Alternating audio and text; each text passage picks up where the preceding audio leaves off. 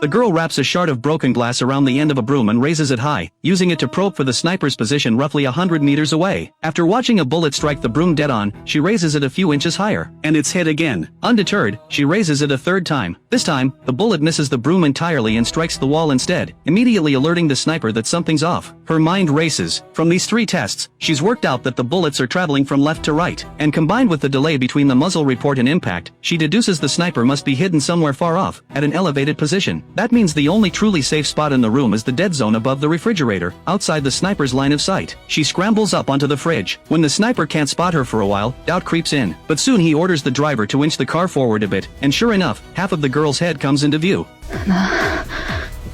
둘,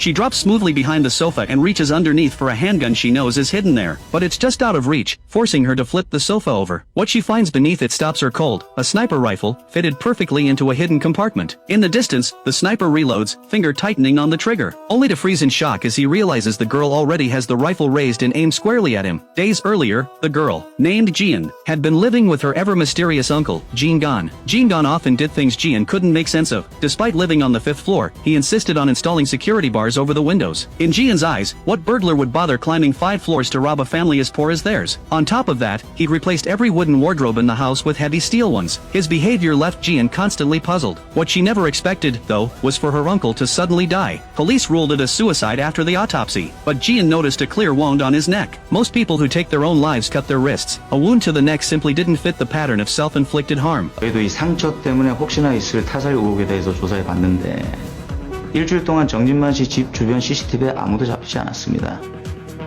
게다가 국가수 부검 의견에 따르면 이 상흔을 뚫은 흉기의 각도가 혼자서 찌를 수 있는 각도라는 의견이 나와서 저희는 자살로 결론을 내린 상태고요. His death had come so suddenly there'd been no time for any final words. All Jian could remember was that the last time he spoke to her, he'd repeatedly insisted she memorize his student ID number.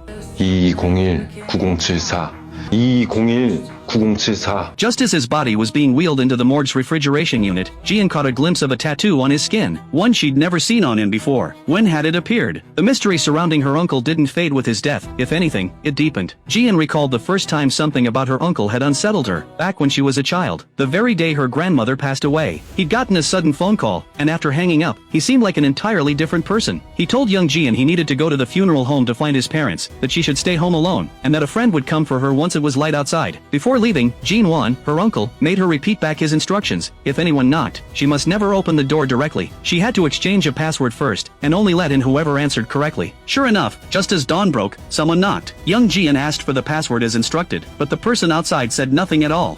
말은 말인데 하지 못하는 말은? The moment the door cracked open, the man outside lunged to force his way in, only to be violently yanked back by someone else. A fierce struggle broke out beyond the door. Moments later, a different man entered, correctly giving the password, and told young Jian to hide in the bedroom immediately. More fighting erupted outside, then gunfire. Terrified, young Jian peeked through a crack in the door and watched the man who'd given the correct password get killed by his attacker. The killers, believing the room was empty, didn't expect that the man lying on the bed, Song Jo, would spot the open window. He looked out and saw young Jian dangling outside it. Without a word, she let go and dropped onto the couch below, but she'd barely scrambled up and taken a few steps before a car suddenly came barreling out of nowhere and struck her. Even rushed to the hospital, she wasn't safe. The killers refused to give up the chase. When one of the assassins burst into her hospital room, she was already gone. He tracked her down, eventually finding his way to the hospital morgue, where young Jian was curled inside one of the refrigeration drawers. That's when she witnessed something unbearable. The body in the drawer right beside her was her own mother. Fighting back tears, she didn't dare breathe too loudly. Outside, the killer methodically pulled open drawer after drawer, searching. Just as he was about to find her hiding spot, a figure suddenly appeared behind him. 뭐예요? Gunfire rang out, and the danger finally passed. The one who'd come to save her was her uncle, Jin Wan. From that day on, having lost both parents, young Jian stayed by her uncle's side, growing up under his care. And now, even her last remaining family was gone. After the funeral, Jian sits alone at her doorstep, lost in thought, when a boy named Zhang Myong shows up. He's a childhood friend of hers. Since Jin-gon hadn't left behind a proper portrait, Zhang Myong offers to restore an image of him from old photos. While working on it, he mentions his own connection to Jin-gon. He'd majored in computer engineering, and after finishing his military service but before returning to school, he'd been staying at home when he came across a part-time job listing posted by Jin Jin Gon, who ran a website selling agricultural water pipes. Zhang Maiyang's job had been helping rebuild the site's back-end system. He'd barely started the job when Jin Gon suddenly passed away. He mentioned something else, too, that he was the last person Jin Gon had contacted before he died, and also the first person the police had reached out to afterward. None of this raises Jian's suspicion at first. Not until Zhang Maiyang mentions, almost in passing, that Jin Gon had died in the bathroom. Learning the scene hadn't been cleaned up yet, he offers to help, simply not wanting Jian to bear that burden alone. She agrees without thinking twice. But while cleaning the bathroom, Zhang Maiyang notices a lingering bloodstain. Following it, he opens a cabinet door and discovers a phone hidden inside. One Jian has never seen her uncle use. Curious, she scrolls through its messages, and the very first one stops her cold, a buyer confirming a transfer of 70 million Korean won, asking when the shipment will go out. 70 million won. How many water pipes would you have to sell to make that kind of money? Before she can even process it, another message appears, and this one leaves her utterly stunned. Her uncle's account balance shows a total of 18.7 billion won. 정민아, 네가 생각해도 농업용품 팔아서 나올 숫자로는 안 보이지?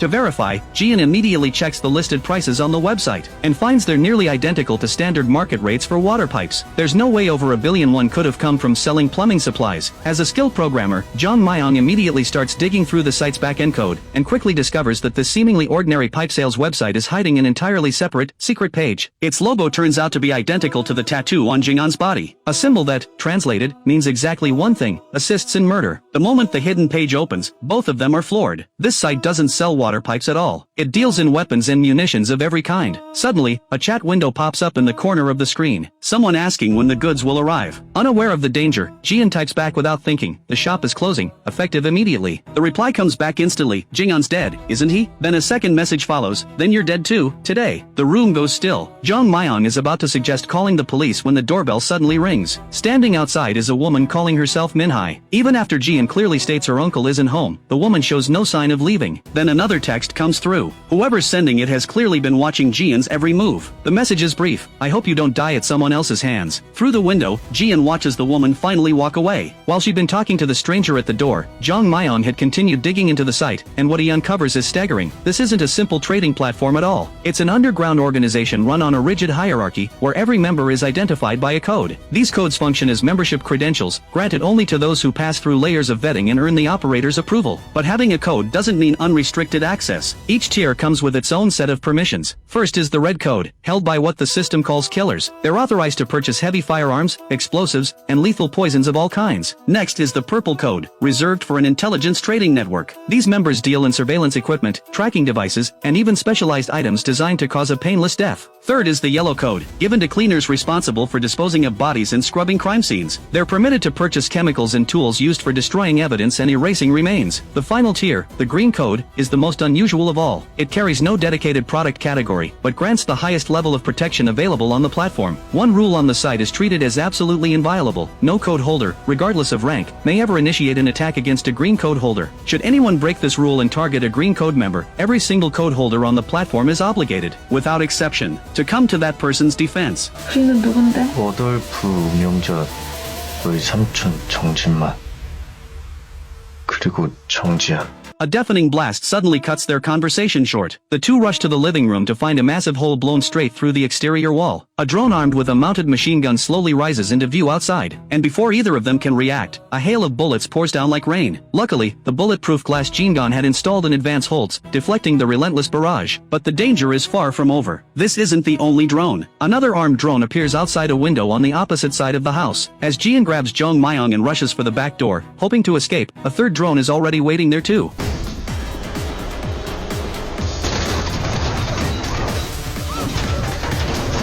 The entire house is now surrounded on three sides, and worse still, a fourth drone hovers high above, coordinating the attack and feeding real-time surveillance to the others. Once the controlling drone determines the bullets can't penetrate the bulletproof glass, it issues a new command. In the next instant, all three attack drones fire off a volley of small adhesive explosives, which latch firmly onto the glass surface one after another.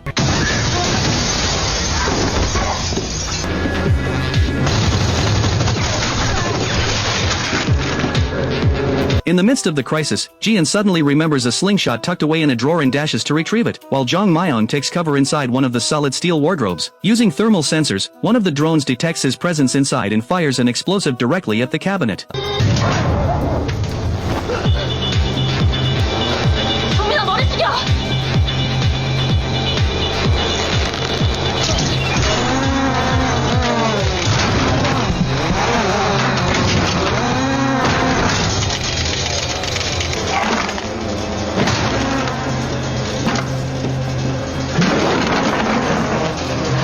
After taking out one of the drones, the two used the cabinet door itself as an improvised blast shield, carefully pushing forward toward the living room. But even now, two more armed drones remain outside, watching and waiting. Facing what seems like an inescapable kill zone, how will they possibly make it out alive? See you in the next episode.